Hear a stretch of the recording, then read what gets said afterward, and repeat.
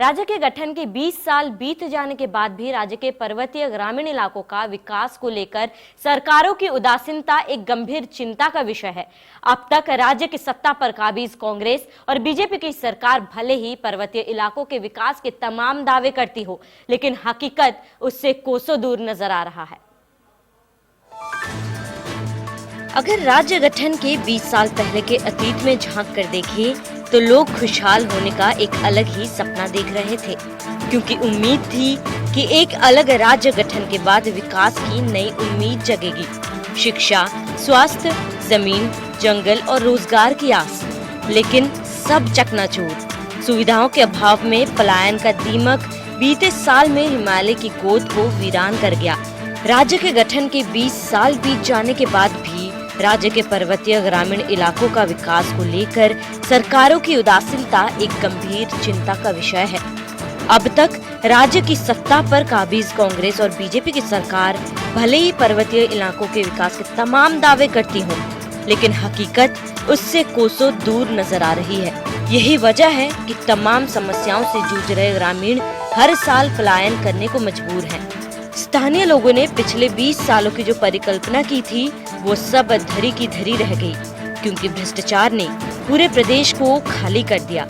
नौकरशाही से लेकर नेता तक सब भ्रष्टाचार में लिप्त हो गए। उत्तराखंड 20 साल का होने जा रहा है, लेकिन जो सफलताएं जो हमारे उत्तराखंड को जो चीज मिलनी चाहिए थी, जिसके लिए राज्य आंदोलनकारियों ने हमने जो आंदोलन किया था, वो लगभग विफल मानता हूँ मैं तो, क्योंकि हमारा जिस हिसाब से स्टेट को बढ़ना चाहिए था, जिन संसाधनों को हमने सजोना चाहिए था, वो आज वैसे के वैसे पड़े हैं। देखिए, जिस मकसद से हमारा उत्तराखंड जो उत्तर प्रदेश से अलग हुआ था, वो इसकी जो नींव रखी गई थी कि हम अपने पहाड़ के जितने वो हैं संसाधन हैं, इतने गरीब तबके लोग हैं, तो इस प्रदेश से इस उद्देश्य से हमने इसकी स्थापना की सोचा था। लेकिन आज स्थिति उस तरीके की नहीं है जैसा कि हम छत्तीसगढ़ या और जो राज्य जो अलग हुए थे उनकी स्थिति से अभी हमारा प्रदेश काफी पीछे है। लोगों का कहना है कि पिछले 20 सालों में उत्तराखंड में कुछ नहीं पाया, लेकिन बल्कि सब कुछ खो दिया,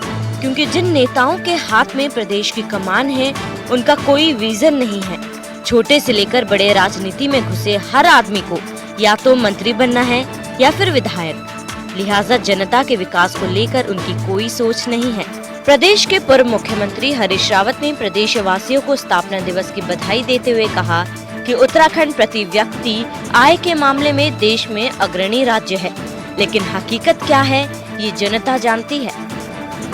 स्थापना दिवस के उपलक्ष्य में राज्यवासियों को बहुत बहुत बधाई देना चाहता हूं। हमारे पास भले ही त्रिवेंद्र सिंह सरकार के बाद राज्यवासियों को बताने के लिए कुछ न हो, लेकिन राज्य के पास बताने के लिए है कि आज भी हम औसत प्रति व्यक्ति आय के मामले में देश में अग्रगणी राज्यों में से हैं, और हमारे पास हमारी जीडीपी की विकास दर देश की तुलना में जिस तरीके से घटोतरी हुई है, यहाँ अब भी जो है 5-5.5% के आसपास है, और हम यहाँ से और तेज़ी के साथ आगे तरक्की कर सकते हैं। और हम सबको नए सिरे से अपने को संकल्पबद्ध होना है। जो हमारी उपलब्धियाँ हैं उनको याद करके विश्वासपूर्वक आगे की तरफ को कदम बढ़ाएं। वहीं बीजेपी कह रही है कि पिछले 20 सालों में उत्तराखंड को काफी कुछ मिला, पलायन रोकने में सफलता भी मिली। जिस तरह का काम अभी सरकार कर रही है वो पिछले 20 सालों में नहीं हुआ। जो अपने एक सपना देखा था उत्तराखंड के लिए, और पिछली जो सरकारें रही हैं, मैं समझता हूँ कि इन 20 वर्षों में लगभग 8 सीएम मुख्यमंत्री इस प्रदेश के अंदर बदल गए। अब ये जो माननीय त्रिवेंद्र सिंह रावत जी मुख्यमंत्री बने हैं और लगातार 4 वर्ष उनको काम करने का जो मौका मिला है, मैं समझता हूं कि हमारे सपनों को एक पंख लगाने का काम माननीय त्रिवेंद्र सिंह मुख्यमंत्री जी ने किया है। उत्तराखंड राज्य बने 20 साल बीत गए, लेकिन जिन सपनों को लेकर राज्य की नींव रखी गई, प्रदेश की जनता उनसे अपने आप को ठगा महसूस करती है। अपनी जान की बाजी लगाकर आंदोलन करने वाले, स्पष्ट बातें करने वाले प्रदेश के पटल पर कहीं नजर नहीं आते। नजर आते हैं तो भ्रष्ट नेता, कलंकित अफसर और राजधानी के लिए राजनीति की पराकाष्ठा पार करती राजनीतिक पार्टियां। हल्द्वानी से ताराचंद जोशी, इंडिया न्यूज।